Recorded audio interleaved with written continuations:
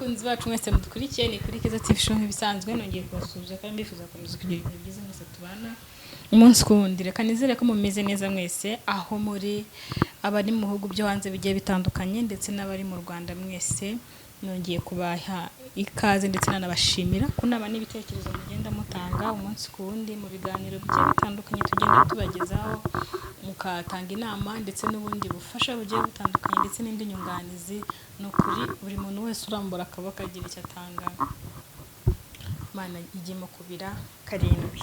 Uyu munsi rero ndi kumwe na Mama Salomo, muribuka ko ushize namusuye aho asigaye atuye, mwarabibonye ni byinshi twaganiriye. Rero natekereje ko nakongera kumuvugisha tukabonana, nari namusezeranyije ko ningaruka ntazaze mbokora uko, kubera ko hari benshi baba bavuga ati se nibwo tujya gusura umuntu kagenda nta tumushyiriye, kandi koko nibyo, ariko biterwa n'ubushobozi umuntu ahagaze. Rero uyu munsi namuhamagaye ngaze tuganire kugira ngo tubashe kumenya uko ameze, uko abayeho, niba hari ikindi kintu cyahindutse, niba yarabashije kuba muri ya nzu cyangwa yarabashije no kuba mu yindi nzu, byose tubimenye hanyuma nanjye mugezeho ubutumwa nari mufitiye. Turakwakiriye Mama Salomo. Murakoze cyane. Meze utese? Ndashima Imana. Urakomeye? Urasa neza ariko nyine ni ya Mana ihaba iguhisha. Kamisha nyine ngenda mu nzira nta muntu nsomamo ibibazo byinshi, ariko buriya mu buzima sina ngombwa ko ugira ibibazo ngo umuntu wese abikubonemo. niho bahera banagusuzugura. Buriya ni byiza kuba ufite ibibazo ariko ugahura n'abantu mukisanisha nabo kugira ngo batakunyuzamo ijisho. Ubundi kera habagaho, urabizi ukuntu nari imeze, wenda nambaraga n'umwenda numfate n'ukuntu nari imeze warabibonaga byose.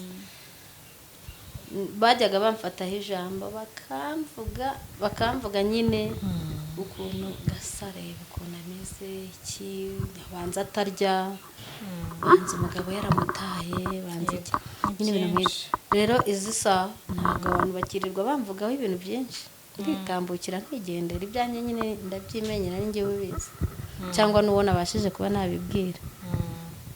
Ubu rero umwana w'umuntu ntabwo akigufiteho ijambo.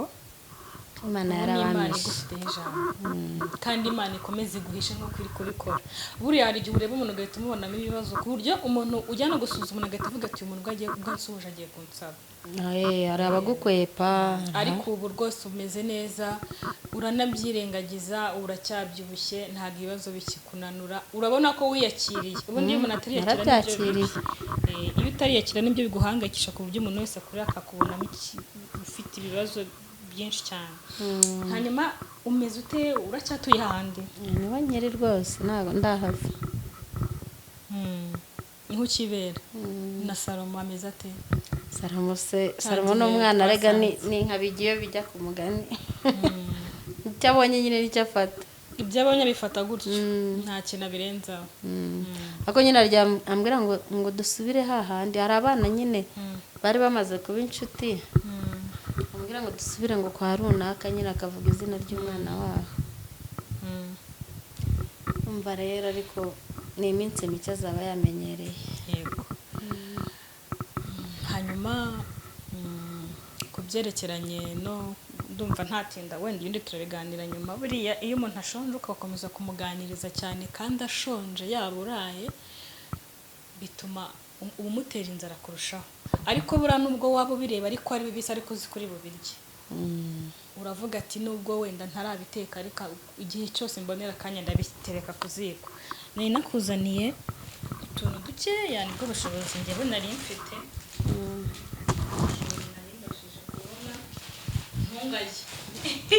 Ibintu ndi kubona urabyita bikeya. Ntungaye kubera ko niko mpagaze muri iyi minsi, ariko hari igihe Imana izongera igatanga umugisha.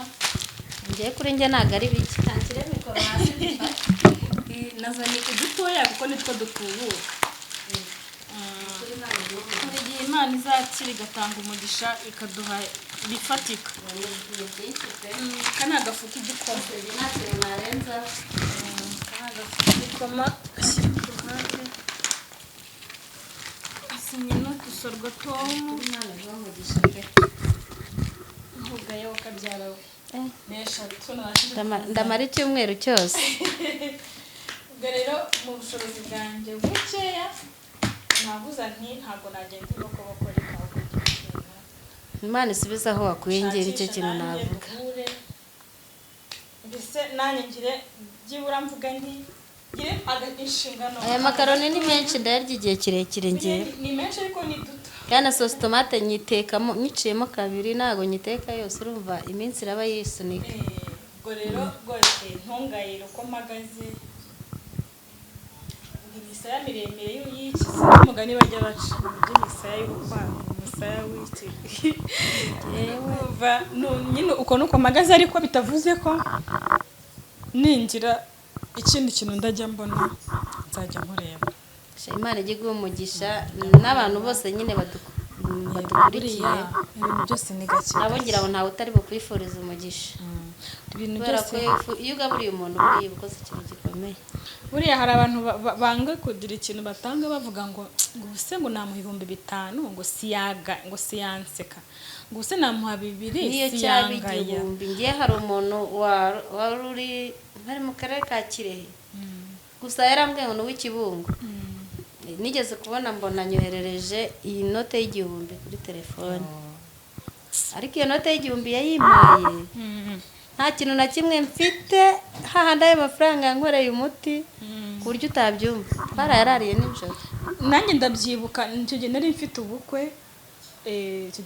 ubukwe narani uziko umuntu aguha agatoya kakagushimisha kurenza uko yamara ameza ngaho ategereje kuba ikintu kinini. Icyo gihe nari mfite ubukwe mpamagarwa yari umukobwa yari umusore yari umukobwa ariko arambwira ati Kate ndagukunda ndi umukunzi wawe rwose ndashaka kuzahura nawe ndambwira nta kibazo. Arambwira ati namenye ko ufite ubukwe ariko jewe nta mafaranga mfite ati nkora akazi ko mu rugo ariko ndumushaka gutwerera rwose nta kibazo ati si nimero niyo ukoresha kuri momo ntiyemwe nagiye kubona mbona inoti ya 500 ayishyize kuri momo yanjye we imasenyisa inoti ya senyisa cyangwa ibiceri.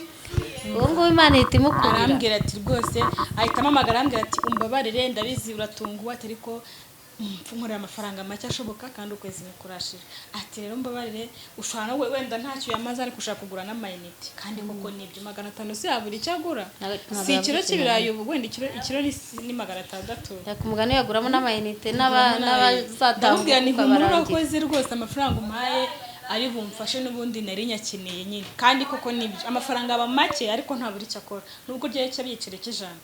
Niyo mpamvu rero niyo ugize igitekerezo cyo kugira umuntu fasha gatoye mu wikigaya cyangwa ngo wiganyire uvuga ngo usenga kanagaho umuntu ya kubera ko we ntakaba afite niyo mpamvu izi saha mbonye ibiceri 300 harimo imiti y'ibishyimbo harimo n'akadobo k'amakara kimwe muri ibyo nyine umva rero imbabura ukarya umva rero ni ibintu biba bifite akamaro kubihaye uba wumva ari bike ariko kubihaye biba mufitiye akamaro kanini cyane. Ariko ngiye sinzi ukuntu umutima wanjye umeze ngiye umuntu nyine ngiye binanira kumushimira cyane n'umunwa wanjye sinzi impamvu nshimira mu mutima kenshi ariko Imana nyine ijya ibyumva ko niyo ibasha niyo n'ubundi mu mitima yacu niyigororera abagize neza igireba mu mutima wanjye uburyo nishimyemo igororera umuntu wese ugira icyo akora ku buzima bwawe. Ubwo rero dukarori wenda ushaka kuduhisha ibishyimbo ubwo nyine habaho kwiyeranja ngo nihagira ikindi kigenda umuntu yarya kwinshi wayatogosa wayatekera imboga wabivanga yego. Hanyuma ikindi kintu nashaka kubaza ubushize twaganiriye nagusuye mu rugo nyine ahandi kuri ya nzu tusigaye ubamo ku kintu kirekeranye no kushaka no kuba wakimuka simbizi ariko ntago wayigumamo ntago buriya ahantu y'inzu atari yawe cyane nise yikunze urimuka iyo wabonye ubushobozi byanze bikunze uriyimuka. Ndibaza rero iranzu uramutse ubonye nk'uburyo bwo kuhimuka sinzi wenda biranashoboka ariko njye nkunda kuvuga ikintu nk'aho kigiye kuba kitaraba kubera ko burya ni n'amagambo tuvuga ararema ushaka kuvuga ati njye ndashaka kwimuka kandi kuko bikagira uko bigenda ukimuka utazi uko bigenze bitewe n'ubushake bw'Imana. Iranzu uteganya kuhimuka, uteganya ko wayivamo ukaba wajya mu yindi cyane rwose n'ibinshobokera zayivamo mite njya ahantu hazima. ariko buri uyishyura ngahe? ni ibihumbi 20 byonyine. 20 ya nzu kuko ifite icyumba na salo. nubwo ari habi nari nzi ko ari chambrette. oya buriya ni icyumba na salo cy'ibihumbi 20. niyo mpamvu yose nyifata byihuse nubwo itapavamye. 20 yose mama Salomo njye nari nzi ko ari nk'icumi.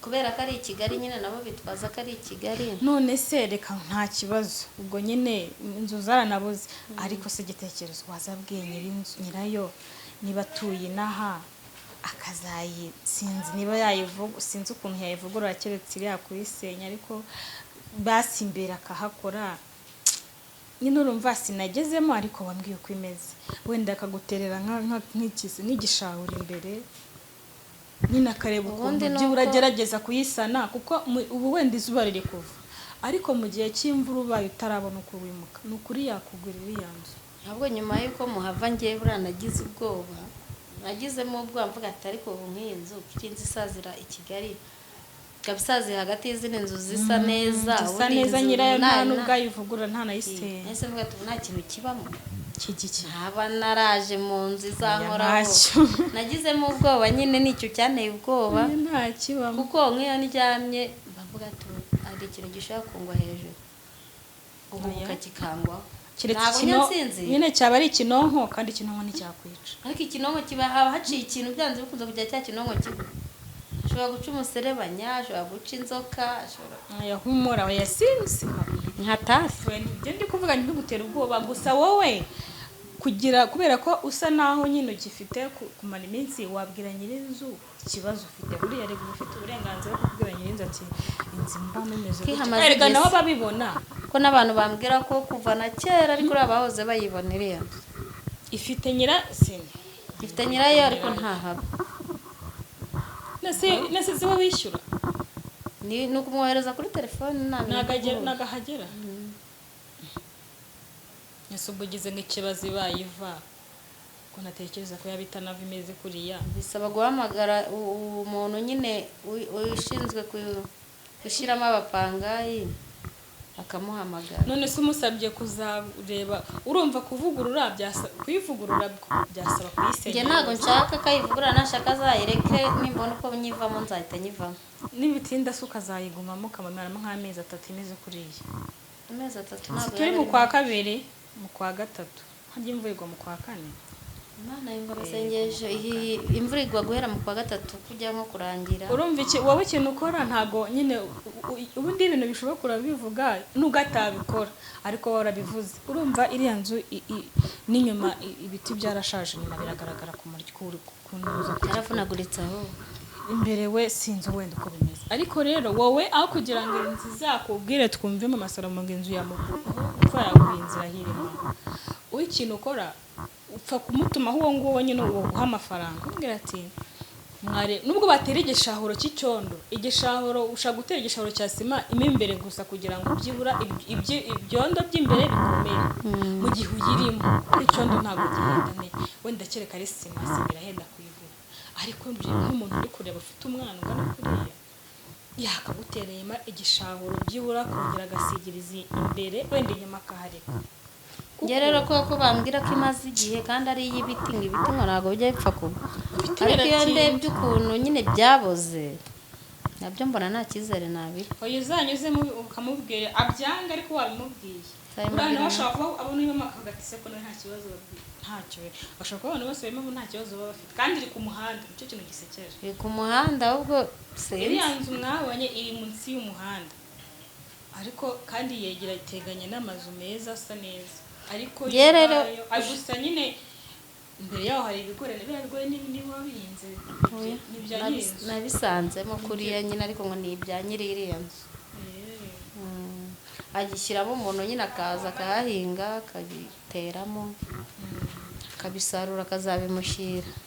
ariko wowe uzase n'ubikora hari igihe dukora ikintu tugira ngo tubivuge gusa abyicarana ariko abisobanurira kuko ntawamenya hari igihe ubushobozi butinda kuboneka bwo kwimuka bikavuga ko wamara iminsi uko kwa kane kukazagusanga no kwa gatatu bikazaba ibibazo inzira iri kukuvira bikazaba ibibazo ibati riguruka cyangwa se harimo ikinonko kikwikubita hejuru ryabo icyo gihe biba byamaze kuba bibi rero ni byiza ko we wazabunyuriramo gutyo yashaka akabikora atabikora nabwo nyine ugaceceka ariko wagize ubundi se ko bari kuvugurura cyane n'ubundi azibwiriza kuko isaha n'isaha nawe bazamubwira ati iyi nzu ntabwo tuyikeneye muri uyu mujyi isaha n'isaha rero azumva bamuhamagara bamubwira ati iyi nzu kuramo umuntu uyivugurure cyangwa uyikubite hasi uyisenye. urumva rero n'ubundi nubwo ndimo ariko sindimo burundu ntabwo navuga ngo ndimo igihe kirekire ariko nta nubwo uzi igihe uzaviramo nta nubwo nzi igihe nzaviramo rero ko nyine rero sinzi icyo navuga nayo ngiye kuvuga ati abantu bagira inzu zabo badafite abantu bazibamo bamfashe bandangire banyihere inzu baguha inzu yo kwamo y'ubuntu hari n'uwayiguha abantu bafite inzu zirimo igipangu nyine kirimo inzu nyinshi akavuga ati reka muremere habayemo nk'amezi 5 nanjye mba nkoze umurimo w'Imana. uza gukora umurimo w'Imana yawukorera kuri Mama Sara yawukora pe ni ukuri yawukora kimwe n'uko ubuzima byanagenda neza ukanimuka byose nicyo buriya nicyo kintu ndi gusaba Imana byose birashoboka nabaye ngiyemo mu buryo bwo kugira ntanga amahoro ntabwo nahagiye kuko nari mpashimye kuko nubwo wenda nabaye mu ishyamba nkaba hehe ko n'ubwa mbere mbaye mu nzu meze kuri ariko kuba mu ishyamba waba Mama Sara yaho kuba mu ishyamba naba hariya birarutana hari aho byari hariya shyamba we ishyamba harimo imbwa noneho mu mvura nta mvura yigeze igwa ndiyo nta mvura yigeze igwa ari mu mpeshyi hari mu mpeshyi niwo mugisha nagize kwiyorosa ibibabi by'inturusu turagiye imvura izaye yari gukukumura twese leta ijyana bwiza ukuri buriya tujye tunashimira aho turu kandi kiragiye umugabo mwarabanaga nawe mwari kumwe yari yaragiye cyane nibwo yari yarantaye nabwo yari yaragiye bansora mu nzu ariko ko agutaye uca mu bibazo yagiye nawe nyine ahengera byabaye danje agahita anyerera akagenda niyo mpamvu rero kujya ajya agaruka agenda agaruka n'ubu nta kintu nta terambere ry'abantu bagenda bagaruka wumva mutera imbere ejo ariko Imana ikura kure kubera ko kiragiye ntabwo nari nzi ko no mu buzima buzahinduka ukajya mu nzu ukagura amatera abantu bakuguriye amatera bakuguriye nyine no kuryamaho bakugurira udukoresho two mu nzu naranariye nkajyana cyangwa nkahaga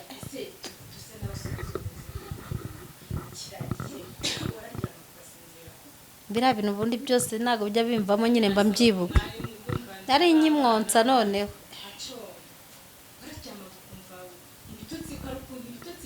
turagiye se nararyamaga ntabwo kiragiye njye nasinziraga imbwa zararaga ziduhunahuna nyine cyari hatari wapi iyo hamaze igihe rego barafashe umwuka wazo zizi kuri imbwa ngenzi iyo wafashe ikirere cyo hanze ntabwo zigukoraho kihorere uruhinja twasasaga igikeka cyashaje hanyuma ahubwo tukitwikira undi mukeka hejuru n'ibiturusu binini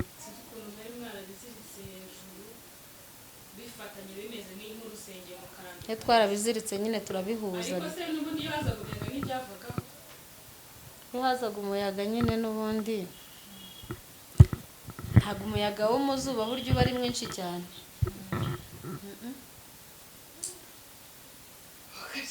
Imana be yakurinze kiragiye Imana ya kiriya gihe se hari aho yagiye iracyakora imirimo n'ubu nikomeze ikore nubwo wenda hari aho umuntu agira kongera gutanga agasubira inyuma ariko hari icyo Imana iba iri gukora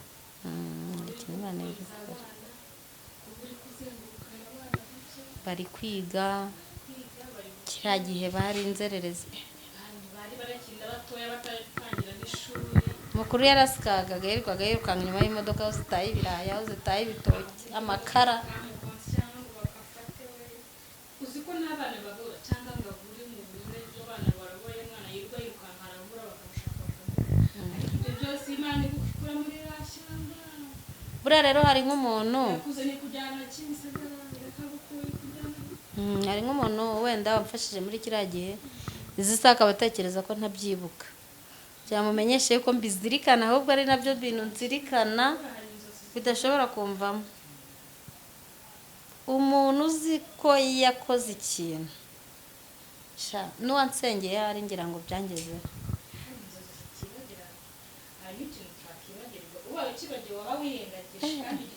n'Imana yabimbaza nazabyishyura. rero buri muntu wese udukurikiye unzi kiriya gihe akaba yarateye isengesho cyangwa akaba yararambuye akaboko akavuga ati reka nanjye ngukure mu buzima urimo, ndacyabyibuka pe. iyo bimeze gutya hari ukuntu Imana tujya tuvuga ngo Imana igutera iteka ikaguhindurira nyine ubuzima. iyo bigenze gutyo nawe usubiza inyuma amaso ugafasha babandi batishoboye. yego nanjye haje umuntu ushobora kuzamererwa neza ukagira inzu yawe ikigaruka igipangu wajya unebateka heza mu baya. oya ntabwo ibyo bintu byambaye. wajya uvuga ati nyamara ati umuntu yavuga ati ndashaka 500. dore n'ibingibi wanzaniye ntabwo umuntu yaburara mbireba. nakuramo amakaroni 2 nawe nkayamuhereza akayarya akagenda akayateka. kuko kubaho ni ugufashanya.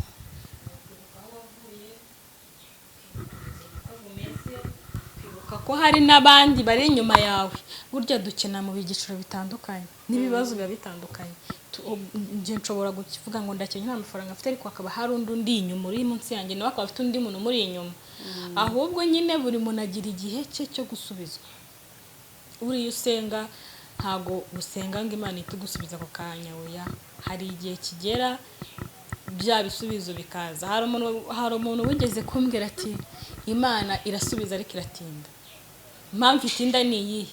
ibigira ngo irebe kwihangana kwawe.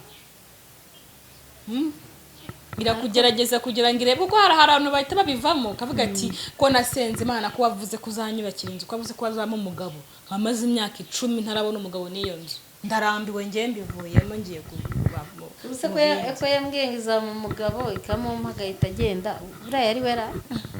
hari igihe ibikora igira ngo irebe byose yari we. ubusiri wenda iri kugira ngo irebe ko nzashaka undi wenda. nizaguha undi buriya izaguha undi ukubereye ugukwiriye. kuko hari igihe bikoreraga rwose ati nguhaye urugo nyiri umukobwa mba mbonye umugabo aje nk'iyagatatu. yari igihe bivuga kuko ikamuguha ari we. ahubwo rega abantu baratunga ntega natwe tujye dutungura Imana tukayitenguha. ahubwo umugabo ashobora kuba yaratengushye Imana ariko ikavuga ati humura mwana wanjye nzagushumbusha. erega uracyari muto mu masaba hari imyaka 40 uragira. yego ko cyari umwana mutoya cyari muto nubwo bafite abana wenda ariko bagize benshi nabwo nta nubwo ari benshi. abana batagera muri 5 burya nibo benshi. rero urumva ko uracyari muto nta nubwo ushaje uretse wenda ubuzima tubamo butuma nyine tutamera nk'uko tungana imyaka ariko ntabwo ushaje rwose. tuzana iminkanya tutarasaza. hari abasore beza hari abagabo bafite amafaranga hari abasore bafite gahunda.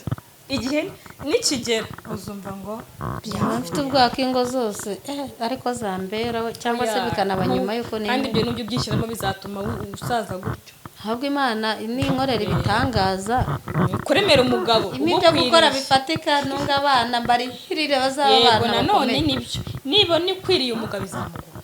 nibona nawe uzigenza ushakira umugabo. abana baramaze gukura bambwiye ati mama shaka umugabo natwe twarakuze tugiye kwibesha muri 2030 ntangaho ngo we cyaba se nyuma y'imyaka 10 bazaba batakuze. amasaro muri kansozi rero muri gutaha usanga abana amasaha yakuze narinje kuzanira utwo tuntu urebe ko bigenza kugira ngo nawe mbese uzajya ureba aho ukora kugira ngo abana basinzira ari icyo bakojeje mu kanwa nubwo kaba gakoma bakamire ariko bataburaye. Reka dusoreze hano nzasubira mu kiganiro cy'ubutaha.